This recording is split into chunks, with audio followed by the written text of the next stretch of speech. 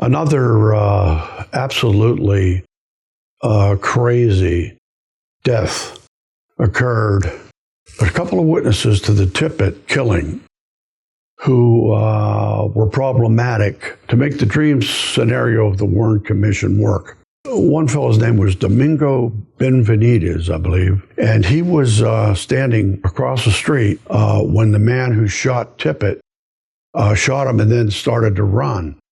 He followed and ran after the guy for about a block, and he had seen him face to face and could identify him. He was questioned by the Dallas police. He told them that there was no way in the world that was Lee Harvey Oswald, because it was very embedded in his brain what the guy looked like.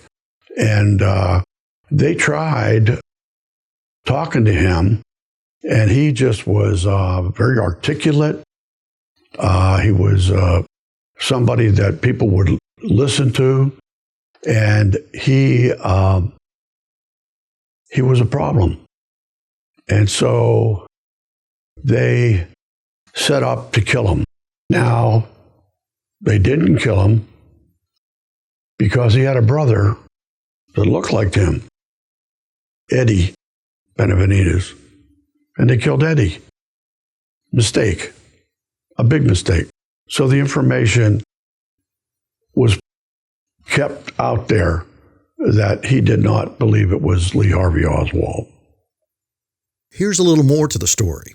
After the Warren Commission findings, and after his brother Eddie was killed, Domingo Benavides was interviewed by Walter Cronkite in 1967 and had no problem at that point saying, without a doubt, he saw Lee Harvey Oswald kill Officer Tippit.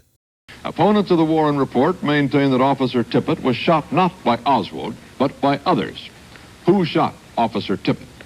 Eddie Barker talked to two witnesses who were on the scene of the Tippit murder. First, Domingo Benavides, who was at the wheel of a truck across the street from the scene. As I was driving down the street, I seen this police car was sitting here, and the officer was getting out of the car, and apparently had been talking to the man that was standing by the car. The policeman got out of the car, and as he walked past the windshield of the car where they'd kind of lined up over the hood of the car, where this other man shot him. And of course he was reaching for his gun. And so I was standing there, sitting there in the truck, and not in no big hurry to get out. Of course I was sitting there watching everything. This man turned from the car then and took a couple of steps. Then as he turned to walk away, he was unloading his gun, and he took the shells, held them in his hand, and as he took off, he threw them in the bushes, more or less like nothing really trying to get rid of them. I guess he didn't figure he was caught anyway, so he just threw them in the bushes. But as he started to turn and walk away, he stopped and looked back at me, and I didn't know if he figured, well, I'll just let this poor guy go, or he has nothing to do with it, or, I'm not out to kill everybody, just, whoever gets in my way, I guess. I gave him enough time to get around the house, thinking he might have went in the house. I sat there for maybe a second or two, and then jumped out of the truck and run over. As I walked by, I didn't even slow down. I see the officer's dead, so I just walked in, got in the car, and I figured that would be the fastest way. In fact, I don't even know why I called him on the radio. I just figured now that it was the fastest way to get a police officer out. Hello, police operator. Go ahead. Go ahead. It says news. Hello, we've heard a shooting out here. Where is it at? It says the news and police radio. 10th Street. What location? Between Marsalis and Buckley. It's a police officer. Somebody shot him. What's it? 10th Street. It's in a police car. Number 10. Hello, police operator. Did you get that? Police officer, 510 East Jefferson. Thank you. 35. It says the news and police radio will remain off the radio now. Well, now, did several other people come up later? Immediately afterwards. I mean, it was just, after people, I guess, a block away, like Mr. Calloway, he come up and he says, let's go get him or something. And then this cab pulled up right afterwards. And so Calloway went over and took the officer's gun out of his hand. But Calloway did go after him, didn't he? Yeah, Calloway took off to go try to catch him. Tom, what about those expended shells? Well, they were looking all over the place for evidence, I guess, and taking fingerprints and what have you. So I guess they was going to walk off and leave them. You know, not knowing they was there and seeing I knew where they was at, I walked over and picked up a stick and picked them up and put them in a Winston package. I think I picked up two and put them in a Winston package, and then as I was walking back, I picked the other one up by hand, I believe. And I picked them up with a stick, you know, keep from leaving fingerprints on them, because I figured they might need them. The cartridges that Benavides picked up were positively identified as being fired in Oswald's revolver, but only one of the 4 lead bullets removed from Officer Tippit's body could be positively identified with that revolver by Illinois ballistics identification expert Joseph Nickel.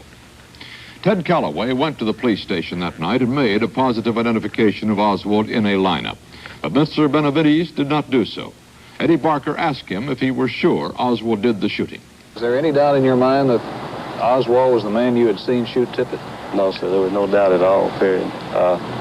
I could even tell you how he combed his hair and the clothes he wore and what have you to the detail.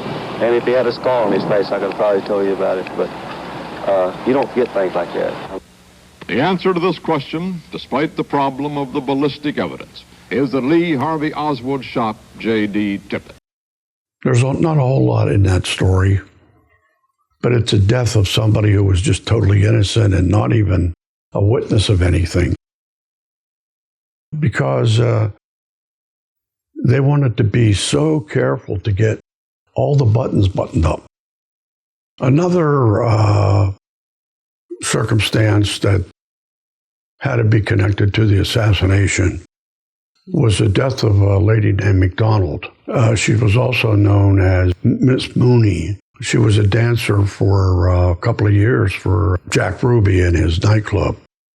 Now, what had happened was there was another witness who had seen the killing of Tippit, much like the Benavides gentleman did.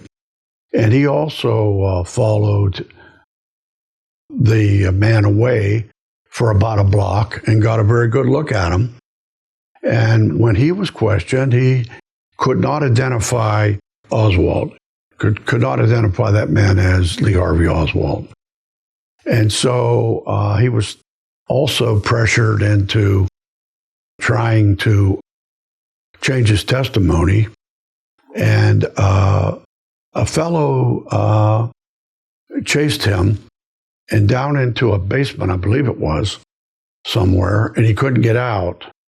And he shot him in the head, thinking that, like most people, they'd be dead. He left. But somehow, miraculously, he did live. So then they had information on who the shooter was of the witness. They arrested him, and Miss Mooney offered him an alibi. She said that she had been with him at the time of that shooting at her home, his home, whatever. And they were together, so that gave him an opportunity to get out of that charge. Then it looked like a setup because Miss Mooney had a roommate, a female roommate. And one night, not too long after all this, they got into an argument outside of another club. And the police were called. For whatever reason, only Miss Mooney was taken to jail. It was somewhere after like 2 a.m. in the morning. And by 4:30, I believe, she was dead. She had conveniently hung herself with the trousers that she was wearing that night. Most researchers knew right off that they were worried about her changing her testimony, and then the guy that shot him in the head would probably have been found guilty. So that's one more suicide that occurred within that time period that actuary tables say couldn't happen, that many in one time like that. They were all connected. The gentleman that was shot in the head, he had a young daughter. I think she was 10 years old, 7 or 10. And they made an attempt to kidnap her. And with that, he changed his testimony.